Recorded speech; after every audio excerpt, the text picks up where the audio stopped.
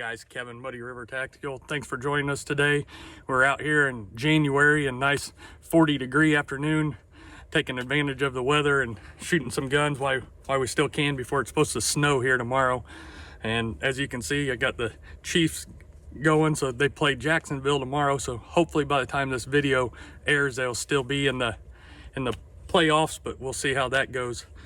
Today we're going to bring you the Taurus TX 22 Compact. This is the brand new TX 22 from Taurus. I am overall a big fan of this gun. We have been out here shooting this pistol for about an hour now, just because on the video it's hard to shoot all those videos with you guys watching, so I wanted to just kind of get a feel for the gun. So we've shot, I don't know, maybe 400 rounds, three to 400 rounds through it so far, and we'll shoot a little bit more with you here. But we'll just go over the basic details of this gun. The Taurus TX 22 is one of my favorite 22s. However, I really like the size of this one a lot better. The more compact design, barely shorter barrel. It just feels really good in your hand.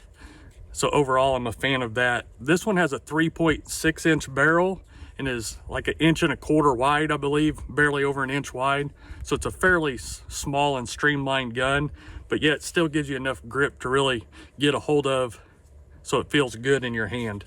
The overall weight is 16 ounces empty, so it's super lightweight, like you would expect from a 22. It is a polymer frame gun, obviously, and has an aluminum slide. The slide has some slide cuts through it and just looks really cool in my opinion. The slide also has serrations that work really well. So overall, that's great. The TX 22 Compact comes standard optic cut. So as you can see, we have a Holosun 407K on this one, which I'm a big fan of, and it's been shooting great. It comes with two 13-round magazines. So you lose a little bit of mag capacity. I think the original TX 22 had 16. You lose 3 rounds, but for the size difference, I'm just a bigger fan of this size. The regular sights, if you do not put an optic on it, have a blacked out rear and a front white dot sight. They work okay. I shot probably, I don't know, 2 mags through it before we put the optic on it, and they work fairly well for a 22. They're not anything great, but for what they are, they're fairly good. The safety is ambidextrous. However, the slide release is not. So on a 22, I rack it to manipulate it anyway, so I don't really use the slide release much on these guns, so that's not a huge hindrance, but just something to note there. It does come just like the SIG P322. It comes, if you can see right there, this twist off, get a wrench and you can turn that off, and that is threaded under there. So it comes with the adapter where you can put a suppressor on it if you so choose, which is kind of nice, and I like it because if you do not, you don't have to put the adapter on, and you still got a flush muzzle there, and you don't have the thread sticking out if you're never going to run a suppressor, or you can switch back and forth. So I personally like that. I was a big fan of that on the SIG P322, and I'm glad to see Taurus followed suit and did that as well. It does have a front rail for any lights or lasers. If you were going to put one on a 22 for whatever reason you could, it's there. The ergonomics of this gun just feel really good, like we talked about. It's compact, but it still fits your hand really well. I mean, I can still get a full grip on the gun. The other part of the ergonomics I really like is you can see here where your thumb rides. It's got that nice indent right there. So when I go to grab that gun, my thumb sits nice right in there, and it feels really good. The undercut on the trigger and 1 finger bump right there, it feels amazing in your hand, and overall I'm a big fan of it. So let's shoot a couple rounds through this thing, and then we'll talk about it a little bit more.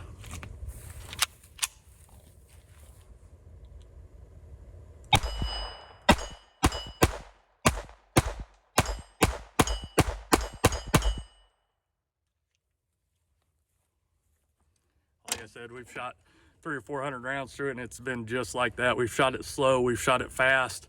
It's fed everything so far with no issues at all, which is really nice considering when we did the SIG P322 video, It was such a damn hassle for the first 30 minutes until we figured out that you had to fairy magic dust your mags and make sure they were stacked 100% perfect or it wouldn't work.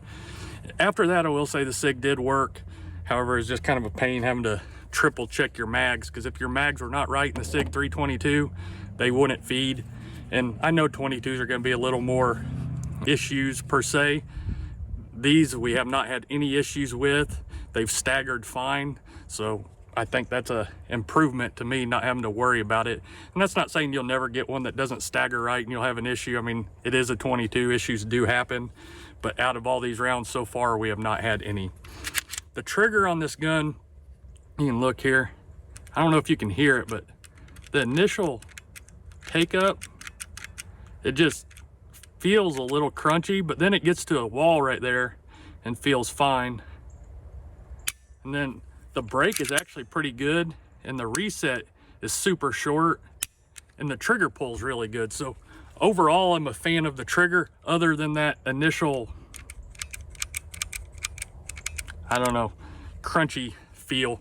But if you can get over that, the trigger is actually really good, especially for this price range of gun. So let's shoot this second mag, and then we'll talk about it a little bit more before we go.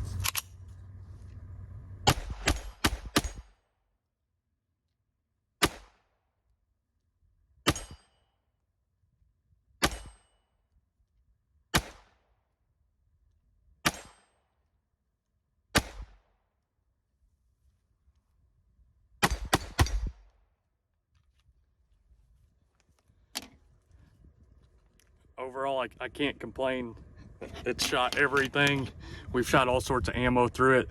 That right there was actually Remington 22, which I've surprisingly had issues with in other guns. So that's kind of my go-to that I try, and I've shot about 200 rounds of Remington through it with no issues. We shot some CCI, and I forgot what else, just random 22 ammo, and it's all shot fine. So reliability wise, this thing's awesome. Shootability wise, it's awesome. Target acquisition, I'm still getting used to it just a little bit. I don't know if it's that grip angle right there with the optic, but you can see me try a couple times just to try to get quicker target acquisition, and it's a little bit, I feel like I'm have to push down a little bit to get optic right, but after you get used to it, it's not bad at all. But I still am struggling with that a little bit, but like anything, you shoot it enough, you'll get better and better at that, especially shooting so many different guns. You know, I went from shooting a Walther yesterday and then a FN earlier today, so it's just, that's probably part of it, switching and getting used to different things and gripping guns different ways for different optics. But overall, if you're in the market for a 22 pistol, I'd definitely check out the new Taurus TX 22 Compact. It has been great so far. We're going to keep it, and I'm actually going to keep this gun in my personal collection and let the kids shoot it. I kept that SIG